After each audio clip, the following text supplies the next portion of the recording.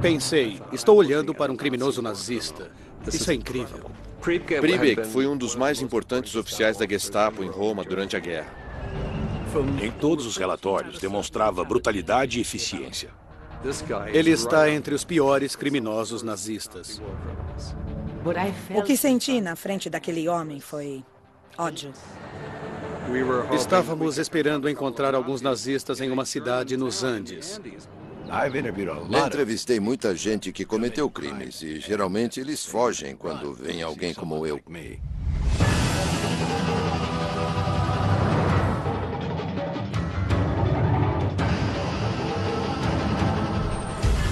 Caçadores de nazistas na América Latina. Erich Pribek.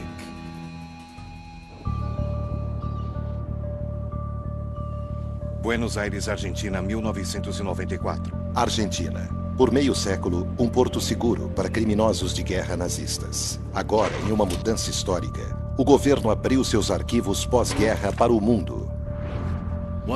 No começo de 1994, em nosso programa Prime Time Live, alguém disse: por que não fazemos uma matéria sobre como os criminosos nazistas foram para a Argentina após a Segunda Guerra Mundial? A matéria levará uma das melhores equipes de jornalistas a um dos últimos nazistas de alta patente à solta. O capitão da SS, Erich Pribek.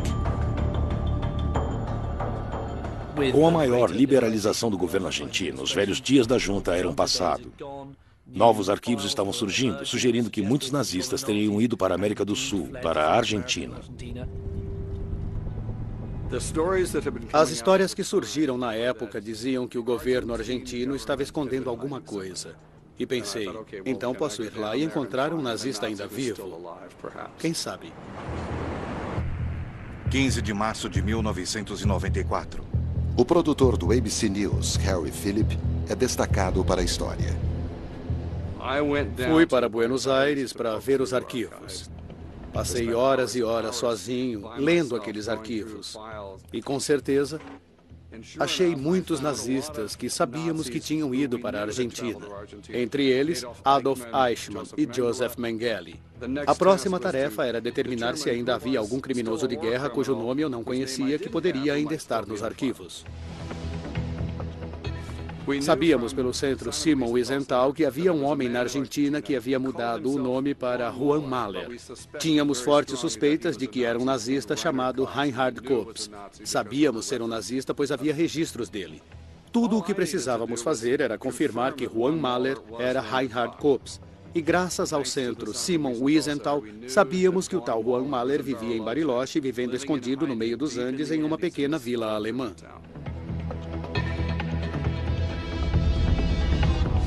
O Centro Simon Wiesenthal é uma organização de direitos humanos judaicos.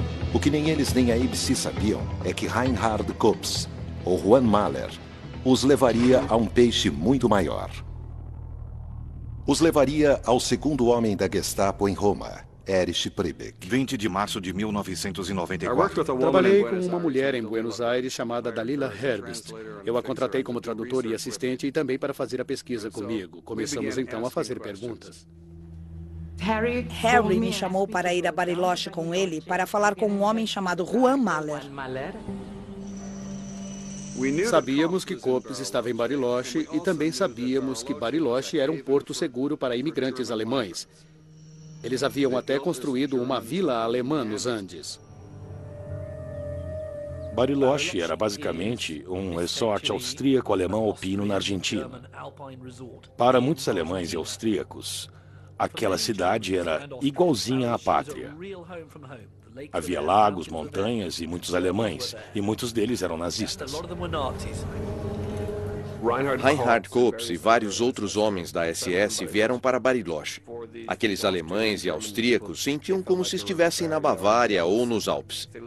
Viviam muito abertamente. Iam ao teatro, iam aos cafés, iam a restaurantes. Eles se sentiam em casa. Provavelmente ali havia alguns brindes disfarçados quando dos aniversários de Hitler. Acho que não era exposto como um quarto Reich, mas acho que era um lugar onde viviam muitos ex-nazistas. Em Bariloche, eu tinha medo de perguntar quem Juan Mahler era. Sabia que ele tinha um pequeno hotel e liguei lá. E quando pedi para falar com o Sr. Juan Mahler, me disseram que ele havia alugado o hotel e que não poderiam me dar nenhuma informação. Comecei então a tentar descobrir onde poderia achá-lo. Liguei para a casa dele e uma alemã me disse que não sabia quando ele voltaria. Então pensei, bem, não vai ser fácil. Liguei para o Harry e disse que não sabia quando ele voltaria. Depois da guerra, o capitão Reinhard Kops fugiu para a Argentina, mas antes ajudou milhares de companheiros nazistas a escapar para os Alpes. Reinhard Kops era espião. Ele era o homem que entregava os vistos de entrada para a Argentina aos seus companheiros nazistas. O caminho dos ratos virou um termo usado pelos nazistas que estavam fugindo do Terceiro Reich, que naufragava, buscando segurança. O caminho dos ratos ia da Alemanha até a Áustria ou a Suíça, dali para a Itália, onde embarcavam em navios para virem para a América do Sul. De seu gabinete em Roma, Kops lidou com milhares de nazistas em fuga. E logo depois, ele orquestrou sua própria fuga para Bariloche, Argentina. 23 de março de 1994. Mantive o contato com a Dalila. Ela ficou em Bariloche enquanto eu precisei voltar para os Estados Unidos.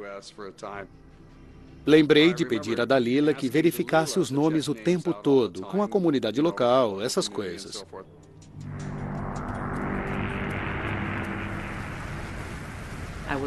Estava sozinha lá e muito entediada. Pedi então a alguém no hotel se podiam me dar uma lista de livros para conhecer a história de Bariloche. E entre esses livros havia um chamado O Pintor da Suíça Argentina. Talvez o livro, uma história local, pudesse jogar luz nos fugitivos nazistas que fizeram desta área seu lar. Fui à livraria mais importante de Bariloche, pedi ao homem e ele me disse que o livro estava esgotado.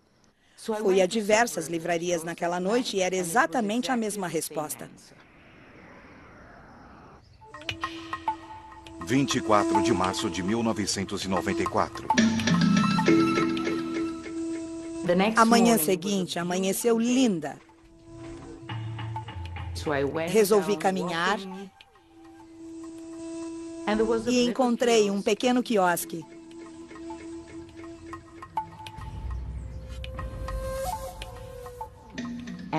E lá tinha o livro. Não acreditei.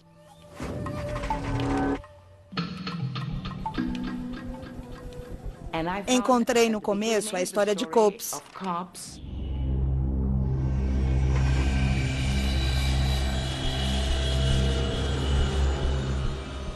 E 3 páginas depois havia uma história de um homem chamado Erich Priebke. Foi um choque para mim.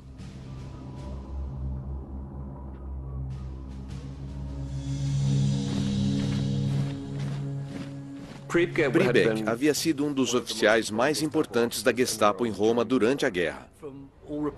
Pelo que relatavam, ele era muito bom em caçar inimigos do Estado na Itália e o fazia com brutalidade e eficiência. Priebke tinha amplos contatos com os fascistas italianos, uma rede na Itália com padres e a Igreja Católica. Quando o Terceiro Reich caiu em 1945, Erich Priebke fugiu. Priebke sabia que precisava sair da Itália. Havia uma rede ativa de padres que estavam trabalhando, ajudando os nazistas a escaparem, criando um sistema para conseguir falsos documentos. Em 1948, seguindo o mesmo caminho de rato de Reinhard Kops, Erich Priebke e sua família fugiram para Buenos Aires. Durante 50 anos, havia fugido da justiça, mas então, uma equipe de jornalistas havia encontrado sua trilha. Conversávamos todos os dias por telefone sobre nomes, e finalmente Dalila me disse, acho que pode se interessar por um homem chamado Erich Priebig. E eu disse, esse nome está na nossa lista? Ela disse, não, esse nome não está na lista. Mas achei o nome dele em um livro. E não sei se é verdade, mas relata que ele se envolveu em um massacre na Europa. No começo estava meio cético, mas após a segunda ou terceira conversa que tivemos sobre isso, eu pensei, quer saber? Parece promissor. Mas ele está vivo? E ela disse, não sei. E eu disse, bom, veja na lista telefônica. Foi o que fiz. Queria ver se conseguia o telefone dele e utilizei uma lista telefônica. Ela levou uma lista para casa e o encontrou, sob seu próprio nome. Encontrei seu endereço e seu número de telefone. Erich Priebig. Mas ele havia feito uma alteração. Ao invés do H ao final de Erich, estava listado como ERICO, Érico Priebig. Mas tinha que ser o mesmo homem. Liguei e uma alemã novamente me atendeu e disse, 1 minuto. E quando ele falou e disse alô, fiquei com medo e desliguei. Não consegui reagir. Ele estava vivo e talvez fosse aquele criminoso de guerra vivendo escondido nos Andes naquela vila alemã. Foi um momento emocionante. 24 de março de 1994. A equipe da ABC News agora espera expor não apenas um, mas 2 nazistas. Teríamos uma matéria grande. Precisávamos fazer uma pesquisa profunda sobre Erich Priebig, só para ver se esse homem era mesmo aquele criminoso de guerra. A Argentina tinha recebido muitos nazistas após a Segunda Guerra Mundial. Até hoje, ninguém sabe o número exato. 25 de março de 1994. O produtor Harry Philip volta a Bariloche. Para não chamar a atenção, sua equipe precisa de um motivo. Dalila veio como uma pequena empresária de Buenos Aires interessada em talvez se mudar para Bariloche, procurando perspectivas de negócios. Eu, obviamente, seria um turista americano ou canadense. Era a única coisa que eu podia fazer para que acreditassem. Fui então como um cara que estava na cidade para pescar. Eles se concentram primeiro em encontrar Reinhard Kops. Primeiro, quero provar que Juan Mahler é Reinhard Kops. Fui então ao redor da casa dele e pesquisei a área sozinho. Não bati na porta. Eu só queria observá-lo, mas não o vi. Depois de alguns dias em Bariloche, ficou claro para mim que eu talvez não visse Juan Mahler. Ele não havia saído de casa, se é que estava lá. Não saiu para trabalhar. Não tinha certeza, então, se ele estava na cidade. Philip teme que Priebig talvez tenha saído também. E vai mais fundo em seu passado. Precisávamos descobrir se as alegações contra Priebig eram verdadeiras. Precisávamos pesquisar bastante sobre seu passado na Alemanha nazista. Ficamos chocados com os resultados. Descobrimos registros que mostravam que ele participou de uma das maiores atrocidades, talvez a pior atrocidade ocorrida na Itália durante a guerra. E pensei, meu Deus, este homem é um dos piores criminosos nazistas.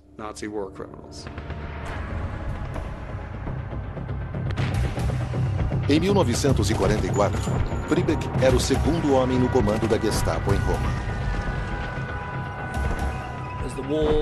Conforme a guerra se virava contra os alemães, crescia a resistência.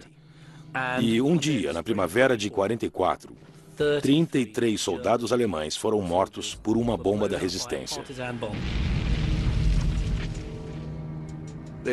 Os alemães decidiram então, em represália, matar 10 italianos para cada nazista que morreu, ou seja, 330 italianos. Para 33 nazistas mortos, 330 italianos fuzilados. Eles tinham 24 horas para encontrar o número exigido de pessoas. A Gestapo, então, apareceu e levou 335 pessoas para serem executadas. Deveriam ter pego 330, pegaram 335. Puseram mais 5 para serem executadas. Alguns eram judeus, alguns eram crianças, outros eram homens muito idosos. Alguns eram parentes de Julia Spizzichino. Quando os alemães vieram à noite, o caminhão deles parou na frente da casa dos meus avós. Naquela noite, havia 18 pessoas ali. E levaram todas embora. O avô dela, os filhos dele e os filhos de seus filhos. 3 gerações foram levadas. Foram levados para as fossas ardeatinas. Erich Priebeck era o homem fora das fossas, marcando os nomes um a um. Foram levados para aquelas fossas por homens da SS, com as mãos amarradas atrás das costas, em grupos de 5. O massacre começou às 3 da tarde. Os indivíduos foram alinhados e o oficial da SS matou-os com um tiro na nuca. E os 5 caíram para frente.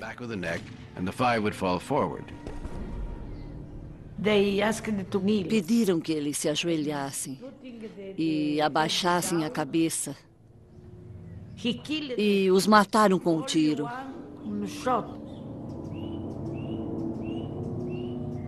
E imagine na fossa escura, os corpos se empilhando, os gritos. Era horrível. E outros 5 vinham logo atrás deles e caíam para frente. Priebeck estava lá com sua lista, porém ele fez mais do que isso. Ele foi um dos primeiros a dar o exemplo ao matar 2 dos indivíduos que foram mortos naquele massacre. Foi a represália mais selvagem e cruel. 26 de março de 1994. Estávamos trabalhando naquela história há alguns meses e já era hora de começar a filmar. Estávamos falando sobre Priebeck e como íamos fazer aquilo. Queríamos confrontar alguns nazistas em uma cidade alemã nos Andes, onde criminosos de guerra viviam há 50 anos. Queríamos saber o que Priebeck estava fazendo e ver como havia sido sua vida escondida. Dalila Herbst precisava atrair um ex-oficial da Gestapo para conversar com ela. Tenho que ir ao meu quarto e ligar de lá, sozinha. Não posso estar com ninguém ao ligar para ele. Dalila montou uma história sobre estar interessada em abrir uma lanchonete em Bariloche. Por coincidência, ele tinha um negócio parecido. Disse a ele que tinha uma amiga que vivia em Bariloche e que essa amiga havia dito que ele era um empresário muito inteligente. Precisava pensar em algo gentil para dizer. Ele concordou e se encontrou com ela. No dia 28 de março de 1994, Dalila vai até um café em Bariloche para se encontrar com um homem que pensam ser um criminoso de guerra. O objetivo era verificar se Priebeck era realmente Erich Priebeck. Trouxemos uma câmera para a Argentina e começamos a vigiar Priebeck. Queríamos filmá-lo o máximo possível. Tínhamos uma câmera do tamanho normal, que não era algo fácil de esconder. Teríamos então que assumir um pouco de risco e nos expor um pouco. Estávamos com medo de que algo pudesse acontecer. 28 de março de 1994. Posando como empresária, Dalila, uma pesquisadora da ABC News, espera pelo homem que ela acredita ser criminoso de guerra.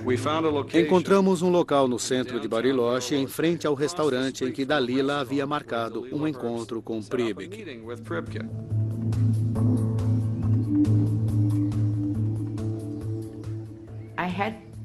Teria que tomar um café sozinha com o homem e precisava verificar se ele era realmente Priebeck.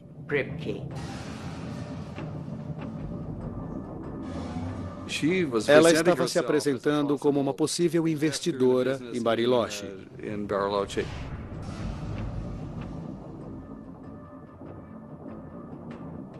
Não foi fácil, porque eles me disseram onde eu devia sentar e onde ele devia sentar.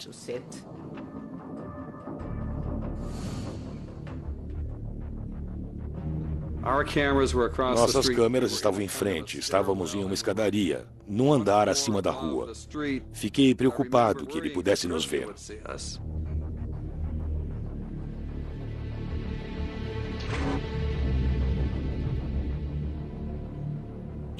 Ele parecia um avô doce e gentil.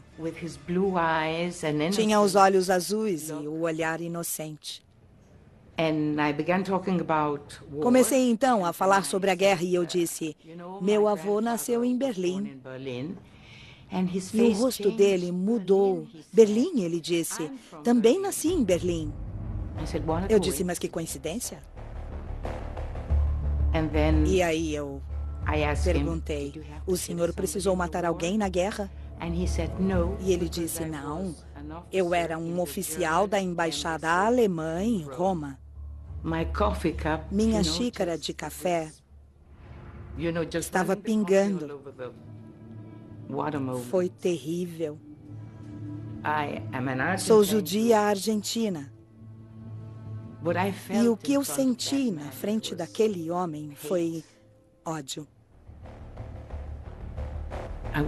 Queria sair correndo. Mas precisava ficar, pois estava trabalhando.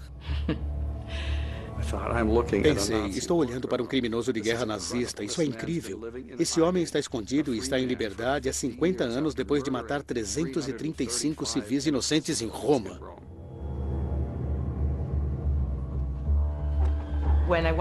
Quando eu quis dizer adeus, só queria um aperto de mão. Estendi o braço, mas ele me puxou e me deu um beijo no rosto e se despediu. Foi um choque para mim, um grande choque.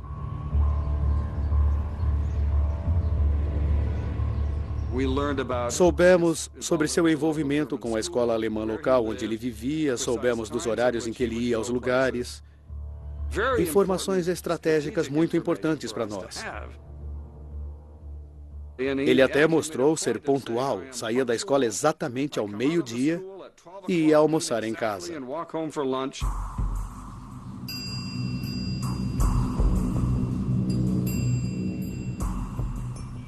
Liguei para Nova York e disse, eu não queria parecer muito seguro naquele momento, mas acho que temos um peixão aqui. Harry Philip, o produtor, me deixava atualizado sobre seu progresso. E houve então um momento em que ele disse, acho que estamos prontos para ir para a Argentina, e me mostrou o que tinha. E naquele ponto entramos em movimento. Tínhamos um plano para fazer Sam Donaldson vir de Washington para confrontar Erich Priebig. Como a equipe da ABC não havia conseguido encontrar Reinhard Kops, decidiram prosseguir esperando que Erich Priebig não desconfiasse e desaparecesse também.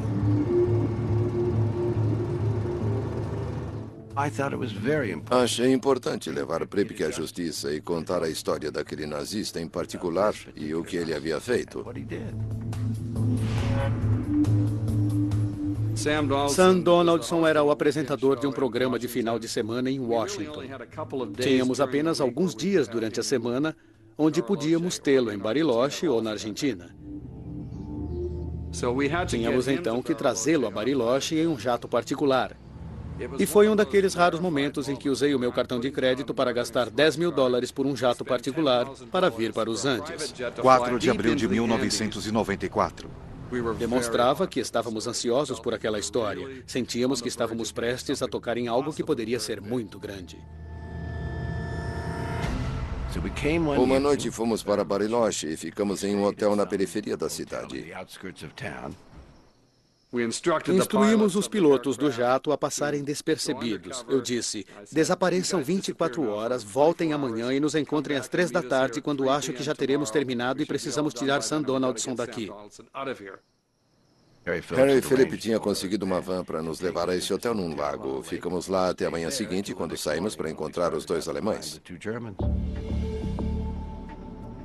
Seriam 2 equipes de câmeras, pelo menos 2 tradutores, eu e o Sam Donaldson chegando nesta cidadezinha. Todos juntos. As pessoas poderiam fazer perguntas. Quem são essas pessoas e por que estão aqui? As câmeras estavam em malas. Claro que os cinegrafistas não iam sair do avião com as câmeras nos ombros. Quando nos registramos no hotel, eu disse à equipe para dizer a todos que éramos turistas e que eu havia ido até lá para pescar e que estava trazendo alguns amigos. Claro que não dizíamos, vamos para a cidade encontrar um monte de alemães aqui na Argentina e tomar uma cerveja com eles. Nós queríamos estar seguros, porque faríamos algo muito provocador. Mas também queríamos ter sucesso no que fazíamos, e então precisávamos falar com muito cuidado sobre qual seria a nossa programação. 5 de abril de 1994. Sabíamos que ele saía ao meio-dia de sua escola, e sabíamos que tínhamos algumas horas de vigilância na casa de Juan Mahler.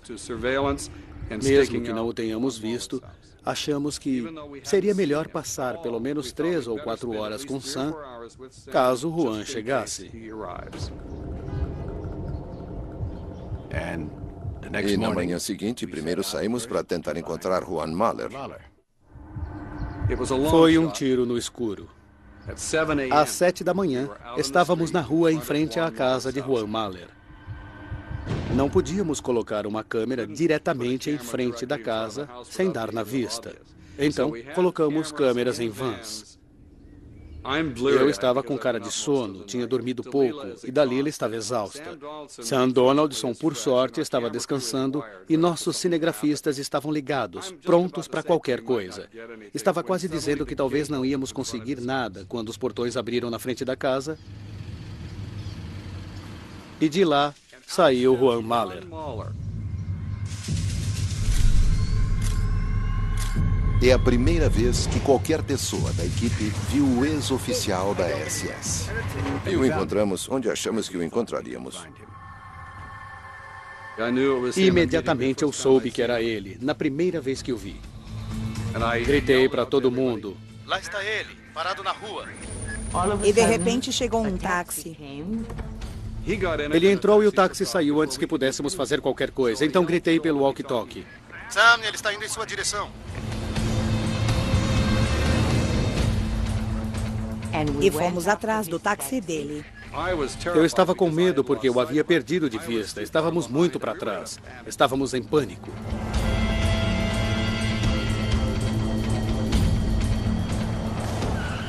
Felizmente, Sam estava bem atrás dele ao pararem em uma farmácia. Donaldson disse: "Quando eu disser pule, todos pulem para a rua." Sam e sua equipe saíram de um veículo e se aproximaram de Juan Mahler, que estava saindo da farmácia. Eu estava esperando na calçada. Senhor Mahler? Sou Sam Donaldson, da televisão americana, o ABC News. Eu me apresentei. Ele viu as câmeras, sabia que eu era da televisão americana e sabia que estava sendo gravado. Ele parecia um rato que havia sido pego com câmeras por todo lado. Sim, mas o que quer saber? O que deseja? Seu nome é Reinhard Kops? Desculpe, mas eu não tenho tempo para isso.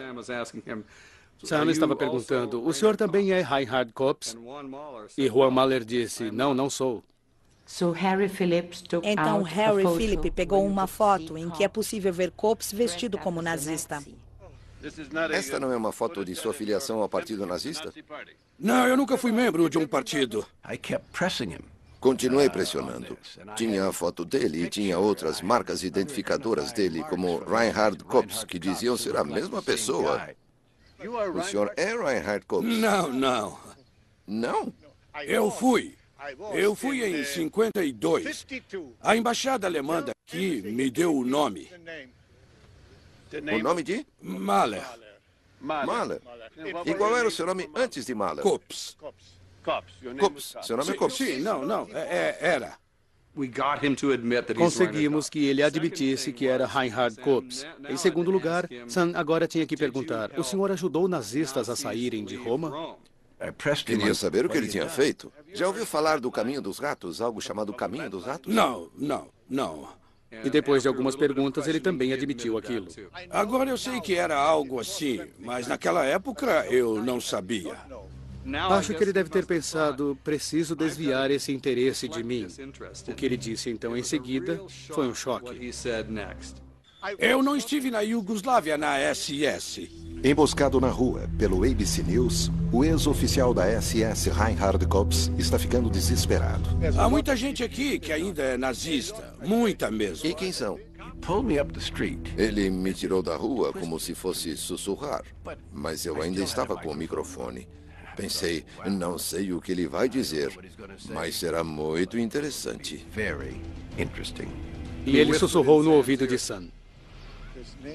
O nome dele é Priebig, Erich Priebig. Como ele estava nervoso, queria sair dali, queria desviar a atenção, então ele decidiu entregar Erich Priebig. Era inacreditável. Estávamos animados, essa é a melhor palavra para descrever. Faltavam algumas horas antes de poderem confrontar Priebig na escola alemã. Será que isso ia se espalhar rápido? É preciso entender que a comunidade nazista da Argentina era cheia de rivalidades e ódio. Esse foi o caso de Adolf Eichmann, sequestrado em 1960. Havia também muitos boatos pela comunidade nazista da Argentina de que Eichmann também havia sido traído por alguns desses outros nazistas. É uma comunidade onde todos suspeitam dos outros e todos viviam com medo de serem presos ou sequestrados. Quem sabia se esses indivíduos eram vingativos, se só queriam nos impedir? Ou será que sentiam que arrumamos algo que podia colocar Reinhard Kops na cadeia, mas só tínhamos feito metade de nosso trabalho? E agora estávamos planejando o golpe máximo. Erich Priebig. Iríamos então atrás dele.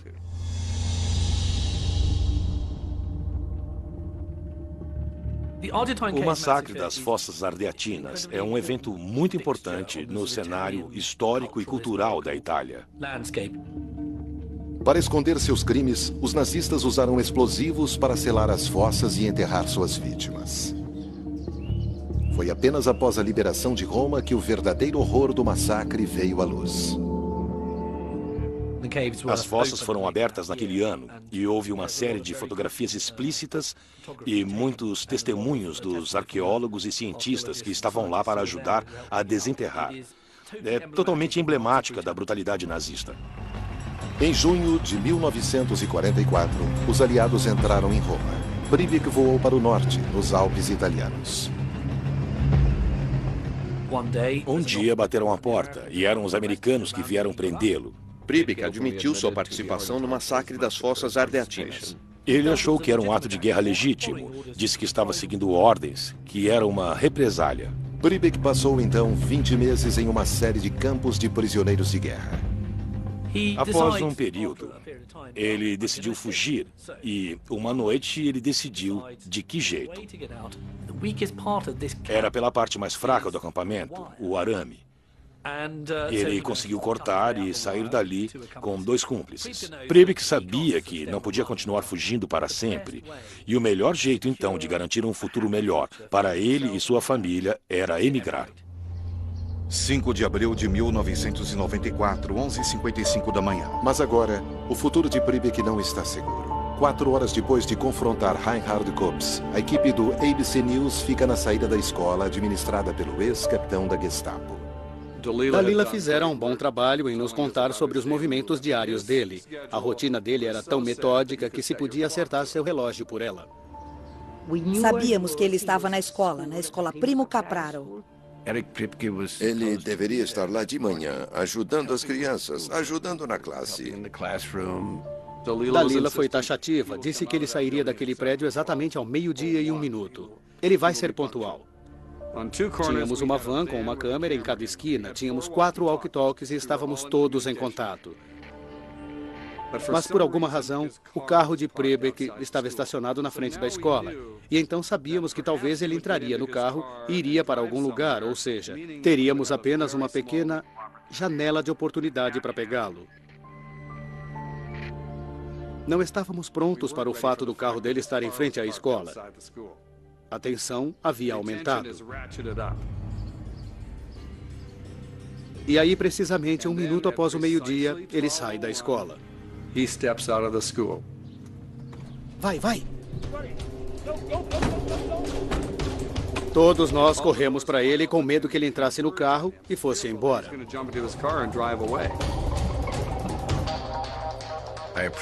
Me aproximei dele e novamente me identifiquei. Televisão americana. Senhor Pripke, Sam Donaldson, da televisão americana. Então Sam correu pela rua gritando, Senhor Pripke, Senhor Pripke. E eu, quase infartando, pensei, não fale em espanhol, não dê abertura para ele falar em espanhol. Sam Donaldson disse, Erich Pripke? E ele virou e sorriu.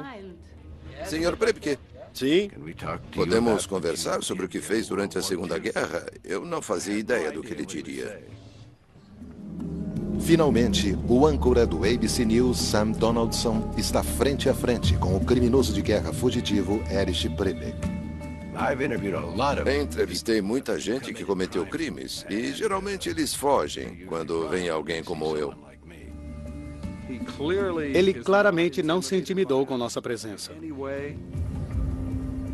Não fazia sentido. Ali estava um homem que havia cometido crimes horríveis. Por que iria querer falar com um repórter? Esteve na Gestapo em 1944, não? Em Roma. Sim, em Roma, sim. Sim, sou Erich Pripke. Sim, estive em Roma. Você sabe disso, os comunistas explodiram um grupo de nossos soldados alemães. Sei. Para cada soldado alemão, 10 italianos tiveram que morrer. Ele admitiu praticamente tudo o que fez. Por que atirou neles? Eles não tinham feito nada. Eram as ordens. Donaldson não o deixa pensar um segundo sem fazer uma pergunta. Ele está sempre perguntando e perguntando. Mas ordens não são uma desculpa. Bem, naquela época uma ordem era uma ordem, entende?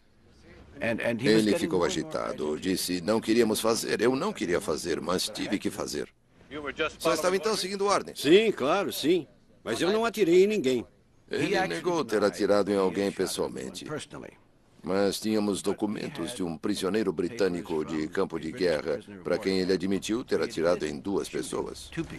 Tínhamos sua confissão. O senhor estava lá quando os civis foram mortos? Ah, alguns sim. Os primeiros sim. Eu os vi, sim. E o senhor continuou com aquilo? Precisei continuar, sim. E os civis morreram? Civis morreram, sim. Quando Sam levantou a ideia de que ele talvez fosse criminoso de guerra, ele ficou indignado. Você vive nesta época, mas nós vivemos em 1933 e desde então... Perguntei a ele se idosos deveriam pagar pelos crimes que cometeram quando eram jovens. Sabe, não foi um crime, aquilo foi um... Atirar em civis na guerra vai contra as convenções internacionais. Sim, hoje, mas na época não. Eu tinha certeza de que Dalila estava furiosa. Mas senti orgulho, pois pensei que havia pego um. Pelo menos um.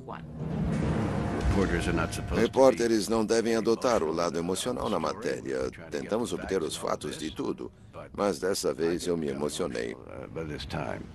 O que acha do fato de 6 milhões de judeus terem sido executados, mortos? Ah, eu sinto muito por isso, sinto muito mesmo.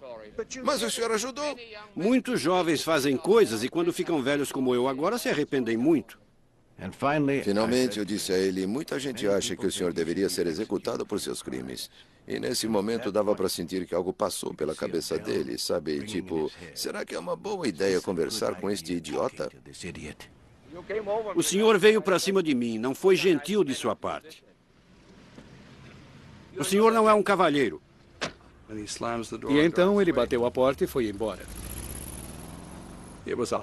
Essa foi uma coisa que só ocorre uma vez em sua carreira. Pegamos o telefone e a reação de Nova York foi, meu Deus, parece incrível. Então eu disse a Harry, acho que é melhor sairmos da cidade o mais rápido possível. Meu medo era que alguém percebesse que seria super interessante pegar aquela fita e não deixá-la sair de Bariloche. Esse era o meu medo. O ABC News havia filmado os criminosos de guerra nazistas Reinhard Kops e Erich Pripke. Era algo muito importante. E eles não podiam se arriscar a perder o material gravado. Sabíamos que precisávamos tirar Sam da cidade, e então 2 horas após o confronto com Pripke, nós chamamos os pilotos que estavam escondidos em Bariloche. Quando Sam chegou lá, eles estavam prontos para decolar, e ele foi embora muito depressa. Podemos dizer que 6 horas após aquele encontro, as fitas estavam voando para os Estados Unidos. Foi melhor do que o melhor cenário que eu havia imaginado. Foi um daqueles momentos em que você diz que tudo deu incrivelmente certo. 5 de maio de 1994, um mês depois. Sabíamos que tínhamos uma ótima matéria. Boa noite. Hoje vamos contar a história de como milhares de suspeitos de crimes de guerra fugiram da justiça. E quando a matéria foi ao ar, o que aconteceria com Erich Priebke seria a próxima história. O programa foi exibido 6 semanas após o 50º aniversário do massacre das Fossas Ardeatinas. A reação na Argentina foi uma explosão de mídia. Na Itália, aconteceu o mesmo, pois os italianos acreditavam que todos os culpados daquele massacre em Roma em 1944 já estavam mortos ou haviam sido condenados. Dias após a exibição, Priebke foi preso. Kops foi tão perseguido a ponto de querer desaparecer e fugir do país. Parece que pretendia ir para o Chile, mas foi preso. A mídia então foi à loucura, com fotos e matérias e manchetes de página inteira. É a história da qual mais me orgulho do ponto de vista de fazer uma diferença que eu acho importante. A Itália exigiu que Priebke fosse enviado a Roma. Houve uma luta de 1 ano e meio nos tribunais argentinos, mas ele finalmente foi extraditado para ser julgado na Itália. Agosto de 1996. Giulia Spizzichino, que fez campanha por sua extradição, comparece ao tribunal. Ele nunca olhou para mim, nunca. Porque eu fui a primeira pessoa que falou sobre ele. Priebke foi levado a Roma, onde enfrentou um tribunal militar. O tribunal o declara culpado de fazer o que fez, mas precisaram deixá-lo livre.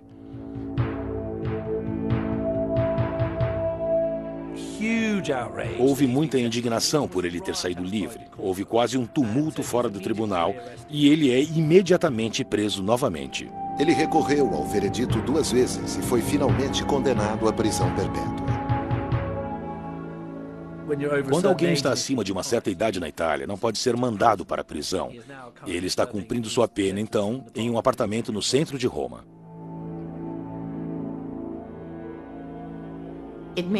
Fiquei muito feliz, e foi só isso. Sei que é difícil, mas para mim é impossível perdoar. Perdoar e esquecer. Foi uma validação muito importante. Basta pensar que os governos estavam decidindo processar aquele homem com base em nosso trabalho. A natureza humana ainda não chegou ao ponto, me parece, em que poderemos dizer: esqueça, esses tipos de atrocidades não voltarão a ocorrer. Mas uma forma de tentar evitá-las é contar a história de como as pessoas que podem ter começado como seres humanos normais se tornaram assassinos. Versão Marshmallow São Paulo.